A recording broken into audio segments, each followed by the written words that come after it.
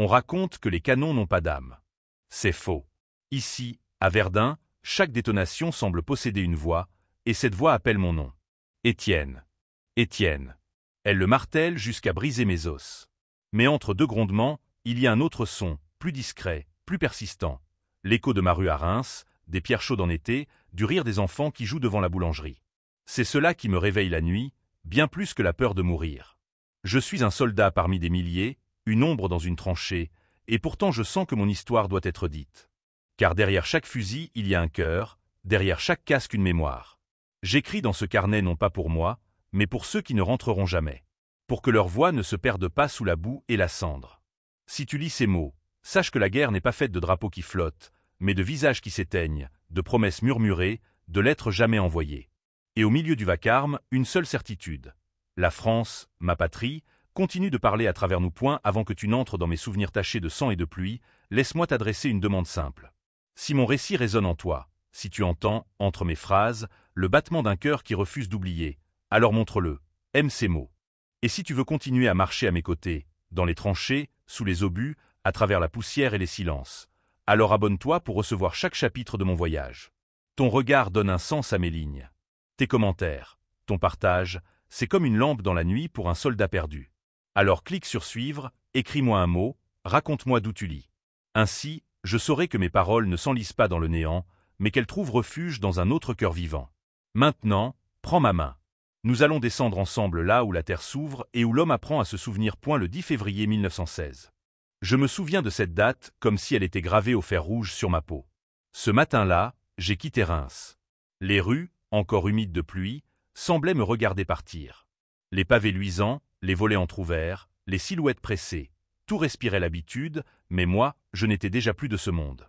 J'étais soldat, avec une musette sur l'épaule, une casquette trop grande et un cœur trop petit pour contenir la peur qui s'y entassait.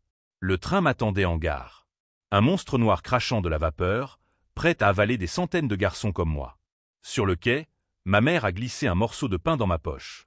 Pour plus tard, a-t-elle dit. Sa voix tremblait, mais ses yeux restaient secs. Elle ne voulait pas pleurer devant moi. Mon père, lui, a posé sa main lourde sur mon épaule. « Tiens bon, Étienne », a-t-il murmuré, comme si tenir bon pouvait suffire à conjurer les obus. Je n'ai pas su répondre.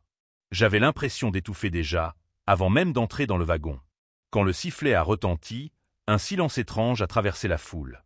On aurait dit que le temps retenait son souffle. Puis le train a grondé, et nous avons été happés dans son ventre de fer. Les roues ont commencé leur chant monotone, un cliquetis irrégulier qui ressemblait à une prière mécanique. Chaque station s'éloignait comme un battement de cœur perdu. Dans le wagon, l'air sentait le cuir, la sueur et l'angoisse. Certains riaient fort, comme pour masquer le tremblement de leurs mains. D'autres fixaient le sol, déjà ailleurs. Moi, je regardais par la fenêtre. Les paysages défilaient, vignobles endormis sous la brume, collines grises, villages minuscules avec leurs clochers pointant vers un ciel qui s'assombrissait. Chaque maison, chaque champ me semblait un morceau de moi-même qu'on arrachait. Un vieil homme, assis en face de moi, m'a tendu une tranche de pomme séchée. « Tiens, garçon, garde le goût du sucré », a-t-il dit. J'ai pris la pomme, je l'ai glissée dans ma poche sans la manger. Peut-être que je voulais garder cette douceur comme une promesse, comme une arme secrète contre ce qui m'attendait. À côté, un jeune soldat chantonnait une chanson paillarde. Son rire sonnait faux, mais il nous a fait sourire malgré nous. « Dans 2 semaines, on sera de retour », a-t-il lancé, bravache. Personne n'a osé le contredire. Dans nos yeux, pourtant, passait une ombre commune, celle du doute. Je me suis surpris à écrire dans mon carnet. Les mots venaient tout seuls, comme si ma main voulait graver le monde avant qu'il ne s'écroule. Je promets de revenir, ai-je écrit. Une phrase simple, naïve. À cet instant, j'y croyais encore. Le monde avait des couleurs, des odeurs, des promesses. La guerre n'était qu'un mot lointain, une rumeur qu'on allait balayer comme de la poussière. Mais au fil des heures, alors que le train avalait les kilomètres, un autre parfum s'est imposé, celui du charbon, du métal, de la sueur froide. Le rire du soldat s'est éteint, les conversations se sont espacées. Chacun plongeait dans son silence. On entendait seulement le rythme implacable des roues, clac-clac, clac-clac. Comme un battement de tambour qui nous menait vers un destin dont personne ne voulait. À la tombée de la nuit, je me suis endormi un instant, la tête contre la vitre. J'ai rêvé de ma rue à Reims. Le boulanger sortait ses pains dorés du four, Ma petite sœur courait avec un ruban rouge dans les cheveux. Puis le rêve s'est fissuré. Un grondement est monté, d'abord lointain, puis assourdissant. J'ai ouvert les yeux. Ce n'était pas un rêve. C'était le tonnerre des canons, qui résonnait déjà au loin. Alors j'ai compris que ma promesse, revenir, n'était peut-être qu'un mensonge que je m'étais offert pour tenir debout. Le train roulait vers l'est, vers Verdun, vers la boue et le sang. Je serrais la pomme séchée dans ma poche comme un talisman. Elle était douce au toucher. La dernière trace d'un monde qui disparaissait derrière MOI.J n'oublierai jamais ma première nuit dans la tranchée. Le sol avalait nos pas avec un bruit de succion. La boue montait jusqu'aux genoux, lourde, épaisse, collante comme une malédiction. L'air empestait le fer, la poudre et quelque chose de plus âcre, la peur, mêlée à la pourriture. On m'avait dit que ce serait dur, mais aucun mot, aucune lettre, aucune prière ne prépare à ce gouffre. Le sergent nous a fait signe de nous accroupir, de nous tasser contre la paroi. Ses yeux semblaient sculptés dans la pierre. « Ici, on ne parle pas fort », a-t-il murmuré. Et dans ce silence forcé, j'ai entendu des bruits que je n'avais jamais remarqués auparavant. Le grattement incessant des rats, l'égouttement de l'eau qui s'infiltrait par les parois, le claquement sec d'une arme qu'on rechargeait. Chaque son devenait une menace. J'ai rencontré Louis cette nuit-là. Un gamin de Lyon, pas plus de 19 ans. Il avait des yeux clairs, presque trop purs pour ce décor. Il m'a tendu une cigarette roulée à la va-vite. « Tiens, ça aide à oublier », a-t-il dit. J'ai refusé, mais j'ai apprécié le geste. Dans ce trou à ciel ouvert, un simple partage suffisait à redonner un semblant d'humanité. Au-dessus de nous, le ciel hurlait. Les obus tombaient avec une régularité qui donnait la nausée. Boum. La terre vibrait, les murs de la tranchée tremblaient. J'avais l'impression d'être enfermé dans une cage secouée par des géants. Chaque détonation m'arrachait un morceau de courage. Pourtant, personne ne criait. Nous restions recroquevillés, attendant que la mort choisisse sa proie. La boue n'était pas seulement sous nos pieds. Elle s'infiltrait partout, dans nos bottes, nos vêtements, nos mains, même dans nos pensées. Elle collait aux souvenirs, les salissait. Quand je fermais les yeux, je voulais revoir ma maison, mais la boue recouvrait les images, les assombrissait, les étouffait. Une nuit, j'ai entendu un bruit différent. Ce n'était pas un obus, ni une balle. C'était un gémissement, faible, déchirant. On a rampé jusqu'à un soldat blessé, coincé entre deux planches de bois. Son ventre était ouvert comme une plaie béante, et pourtant ses lèvres tremblaient encore d'un mot, « Maman ». J'ai senti ma gorge se serrer. Ce mot, dans ce lieu, sonnait comme un blasphème. Louis lui a tenu la main jusqu'à ce qu'il s'éteigne. Puis nous l'avons recouvert de boue. Ici, la terre engloutissait les vivants et les morts sans distinction. Le temps ne passait pas dans la tranchée. Le jour et la nuit n'étaient plus que des nuances de gris. On comptait les heures au bruit des tirs, au changement de garde, aux rares moments où un courrier arrivait.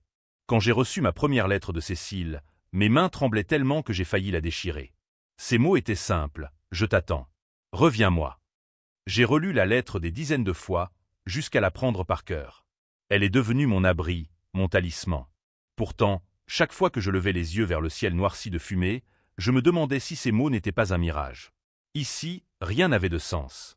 Les jours se ressemblaient, un fil interminable de boue, de sueur, de peur. La seule certitude, c'était le prochain obus. Un soir, alors que nous partagions un quignon de pain moisi, Louis m'a confié « Tu sais, Étienne, j'ai peur d'oublier le goût des choses. Le goût du vrai pain, pas de cette pierre qu'on nous donne. Le goût d'un vin léger, le goût d'un baiser. » Ces mots m'ont glacé. Moi aussi, j'avais peur.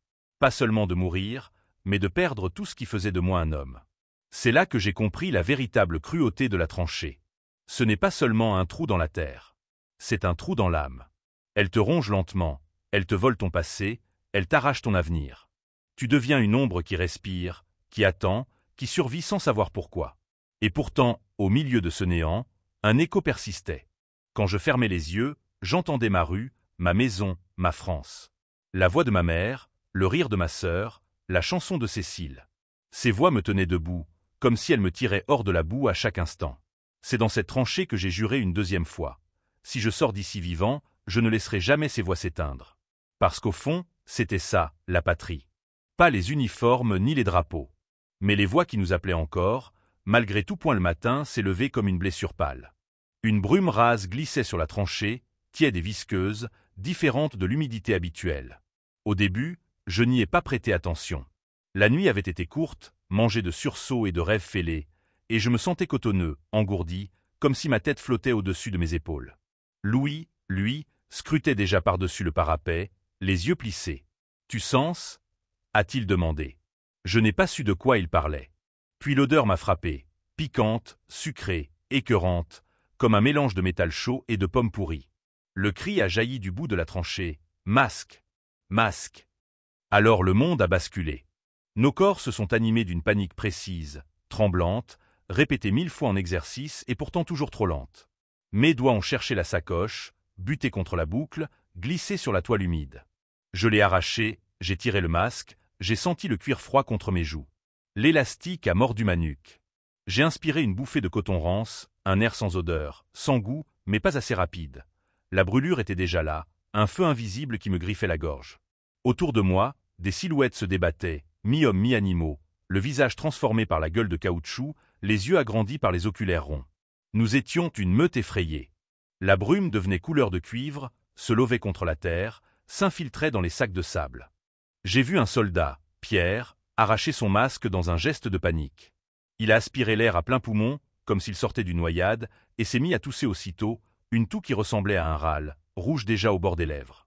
Louis s'est jeté sur lui pour lui remettre le masque de force. « Respire, mon vieux.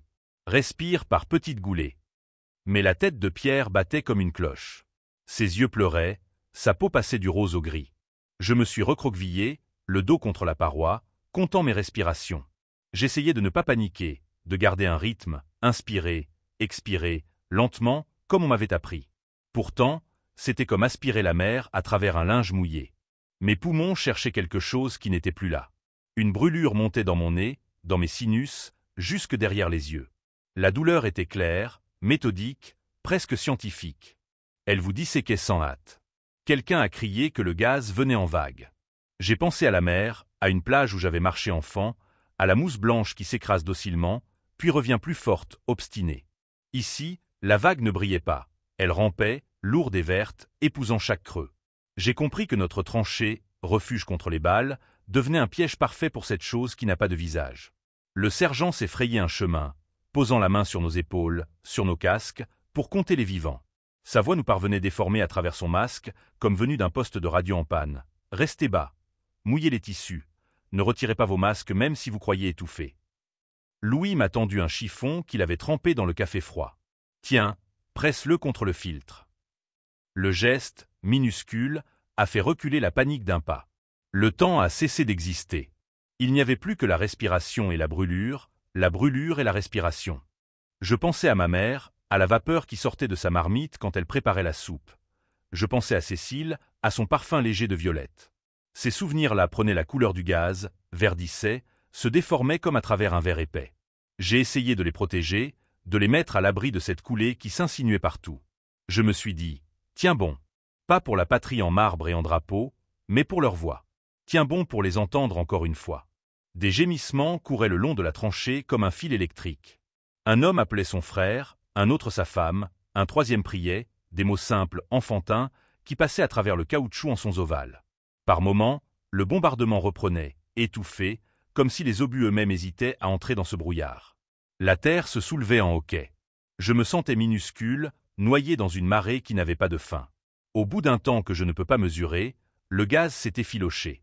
L'air a repris du relief, un goût de glaise humide. Nous avons gardé les masques, comme on garde un plâtre sur un os douteux. La voix du sergent a dit « Attendez ». Nous avons attendu. Quand enfin il a donné l'ordre, j'ai soulevé le bord du masque, très légèrement, et j'ai goûté l'air comme on goûte un vin que l'on craint tourner. Il y avait encore des piqûres, des échardes invisibles. Mais je pouvais respirer.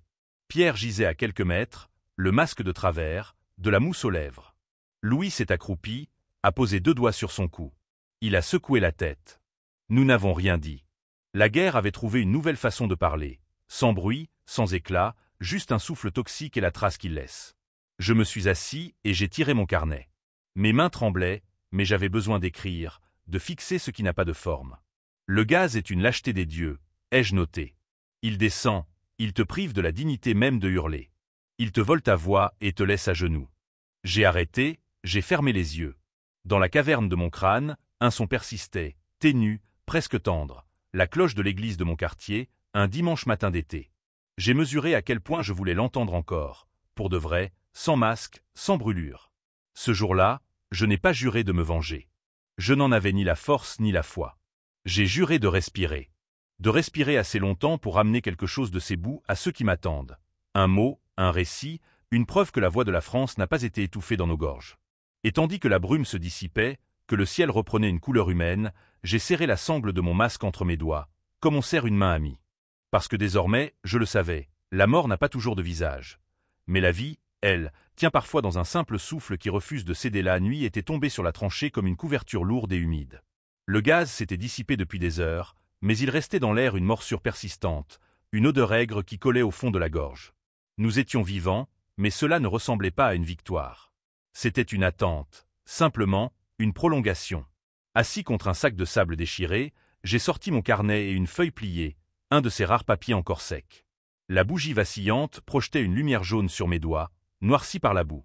J'ai pris ma plume, et les mots sont venus, d'abord hésitants, puis pressés comme une retenue trop longtemps. Ma chère Cécile, ai-je écrit, je respire encore. Je pense à toi dans chaque souffle, dans chaque minute volée au fracas. J'ai parlé de la pluie qui ne cesse pas, des bottes trempées, des rats qui nous volent le pain. Mais aussi de Louis, qui me prête toujours ses allumettes, de ce sergent de pierre qui veille sur nous comme un chien fatigué, des rares instants où un éclat de rire éclot malgré la peur. Puis les mots se sont faits plus tendres, plus intimes. Je me souviens de ton parfum de violette, du grain de beauté sur ta joue, du bruit de tes pas dans le couloir. Je m'accroche à ces détails comme on s'accroche à une branche au-dessus du vide. Mon cœur battait trop fort.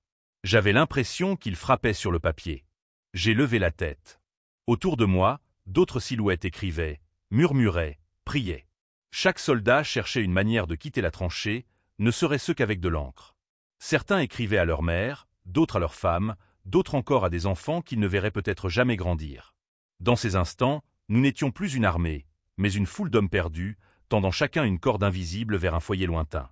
Louis m'a regardé, un sourire fatigué aux lèvres. « Tu écris. » J'ai hoché la tête. « Tu vas lui envoyer. » Je n'ai pas répondu. La vérité, c'est que je ne le savais pas. Chaque courrier passait par les censeurs, chaque phrase était scrutée, découpée, parfois effacée. Comment parler à Cécile avec des phrases mutilées? Comment lui dire que je tremblais chaque nuit, que je pleurais parfois sans bruit, que j'avais peur de devenir un étranger même si je revenais? Alors j'ai continué à écrire, mais pas pour l'envoyer. Cette lettre était un refuge, un cri chuchoté. Une confession que seul le papier accepterait sans juger. Je ne sais pas si je reviendrai, ai-je osé tracer.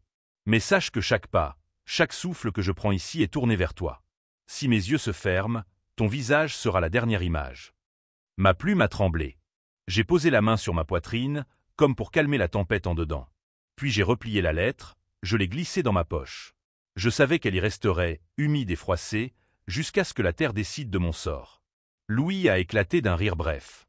Moi, j'ai écrit à ma sœur. Je lui ai dit que je mangeais bien et que je dormais comme un roi. Elle n'y croira pas, mais ça la rassurera. Il a haussé les épaules. On ment pour protéger ceux qu'on aime. Tu ne crois pas? J'ai acquiescé.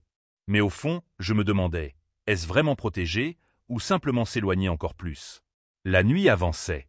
Des fusées éclairantes découpaient le ciel en éclairs blancs. La bougie s'est éteinte dans un souffle glacé. J'ai serré la lettre dans ma main comme on serre un talisman. Elle n'était pas destinée à voyager, mais elle me tenait debout, comme un pont fragile entre ce gouffre et la lumière de Cécile. Avant de m'endormir, j'ai glissé quelques mots supplémentaires dans le carnet. Peut-être que mes lettres n'arriveront jamais. Mais si mes mots survivent, alors une part de moi survivra aussi. Et dans ce silence troué de bombardements lointains, j'ai senti que parfois écrire, même sans envoyer, c'est déjà revenir un peu à la maison. Et la nuit était lourde, saturée d'odeurs de terre mouillée et de poudre froide. Nous savions tous que quelque chose approchait. Le silence, paradoxalement, en était la preuve. Quand le front se tait, c'est qu'il prépare un cri plus grand. Le clairon a percé l'air comme une lame. Son appel métallique a traversé mes os. Le sergent s'est levé, silhouette noire contre le ciel trempé, et a crié « En avant !» Alors tout s'est déclenché, sans réflexion possible. Nous avons grimpé hors de la tranchée, nos bottes aspirées par la boue, nos fusils serrés comme des croix de bois. L'air s'est rempli d'un chaos orchestré, le sifflement des balles, le rugissement des obus, le souffle des grenades. Chaque son portait un visage, invisible mais meurtrier. J'ai couru, les jambes mécaniques, comme si elles ne m'appartenaient plus. Autour de moi, les silhouettes tombaient, certaines sans un cri, d'autres hurlant comme des bêtes blessées. Le sol s'ouvrait par endroits, éclaté par les explosions, projetant des gerbes de boue et de chair. Je ne voyais plus la ligne ennemie. Je ne voyais que des éclairs, des ombres, des fragments. Chaque pas était une prière, muette mais acharnée. France, entends-moi. Ne me laisse pas disparaître ici. À ma droite, Louis courait encore. Son visage était couvert de suie, ses yeux agrandis par la peur. Il a crié quelque chose que je n'ai pas compris, englouti par le vacarme. Puis une gerbe de terre l'a recouvert. Quand la poussière est retombée, il n'était plus là. Mon cœur s'est figé, mais mes jambes ont continué, comme si elles refusaient de m'écouter. Un éclat a frappé ma cuisse, brûlure nette, immédiate. Je suis tombé à genoux, le fusil serré contre ma poitrine. Le monde vibrait, comme si le sol lui-même battait. Je me suis redressé, j'ai boité, avancé encore. C'était absurde, insensé, mais il n'y avait pas d'autre choix. S'arrêter, c'était mourir. Avancer, c'était peut-être mourir aussi, mais avec un souffle de plus, un pas de plus. J'ai lancé une grenade, sans viser, par réflexe. L'explosion a déchiré la nuit devant moi. Dans la lumière brève, j'ai vu un visage ennemi, aussi jeune que le mien, figé de peur. Puis plus rien. Je me suis demandé, l'espace d'un instant, s'il écrivait lui aussi à une Cécile quelque part, s'il rêvait d'une rue, d'une cloche, d'un repas chaud. La guerre efface les visages, mais pas les ressemblances. Autour de moi, des camarades criaient des ordres, des prières, des injures. Certains se jetaient au sol, d'autres grimpaient sur les crêtes de boue. L'assaut n'avait plus rien d'une ligne ordonnée. C'était une marée d'hommes, chacun arraché à lui-même, chacun tentant d'aller plus loin que son propre corps. Puis le silence est tombé, brutal. Pas un vrai silence, plutôt une suspension, comme si le monde retenait son souffle une fois encore. J'ai levé les yeux. Le ciel, lacéré de fumée, s'ouvrait sur une lueur pâle, presque douce. Un rayon de soleil, timide, glissait entre les nuages. Ce contraste était insupportable, la beauté du ciel au-dessus de l'enfer de la terre. Je me suis effondré derrière un talus, haletant, le cœur battant comme un tambour enragé. Mes mains tremblaient, couvertes de boue et de sang. Je ne savais pas si c'était le mien ou celui d'un autre. J'ai sorti la lettre froissée dans ma poche. Je n'ai pas eu la force de la lire, mais je l'ai pressée contre ma poitrine. Autour de moi, les survivants rampaient, comptaient, cherchaient. Le sergent hurlait des noms. Certains restaient sans réponse. Chaque silence était un tombeau. J'ai fermé les yeux un instant. Dans l'obscurité intérieure, j'ai entendu de nouveau la voix. Pas celle du clairon, ni du sergent, ni même des camarades. Mais celle de la patrie, douce et tenace. Tiens bon. Écris. Respire. Alors j'ai compris que, même au milieu de ce carnage, je n'étais pas seulement un soldat. J'étais aussi un témoin. Mes mots, peut-être, survivraient à là où mes pas s'arrêteraient point. On dit qu'après la bataille, le silence retombe d'un seul coup. C'est faux. Ce qui reste, ce n'est pas le silence, mais un cœur étouffé, les gémissements des blessés, le craquement du bois brisé, le souffle court des survivants. J'étais parmi eux, assis contre un mur de sacs éventrés, incapable de dire si je respirais encore par force ou par miracle. J'ai sorti mon carnet, taché de sang et de pluie. Mes doigts tremblaient, mais j'ai écrit. Pas pour moi. Pas même pour Cécile. J'ai écrit pour que quelqu'un, un jour, entende ce que nous avons entendu. L'appel des canons, le murmure des morts, et, par-dessus tout, la voix de la patrie. Le soleil s'est levé, timide, effleurant les visages figés autour de moi. Certains ne reverraient jamais leur maison, mais leurs regards ouverts semblaient encore écouter. Écouter ce que la terre disait. J'ai compris alors que la France n'était pas un mot, ni une frontière, ni un drapeau flottant. Elle était ce fil invisible qui reliait nos voix, nos souffles, nos promesses. J'ai porté la lettre de Cécile contre mes lèvres. Je reviendrai, ai-je murmuré, sans savoir si c'était un serment ou une illusion. Puis j'ai fermé les yeux. Et dans cette obscurité, j'ai entendu de nouveau l'écho, clair, tendre, obstiné. Rentre à la maison, Étienne. Peut-être que je n'y parviendrai pas. Mais mes mots, eux, voyageront. Ils franchiront les années, les tombes, les ruines. Ils porteront avec eux la preuve que, même au cœur du vacarme, une voix a persisté. C'est cela, l'ultime victoire, quand la patrie n'a plus besoin de crier, parce que ses fils continuent de parler pour elle.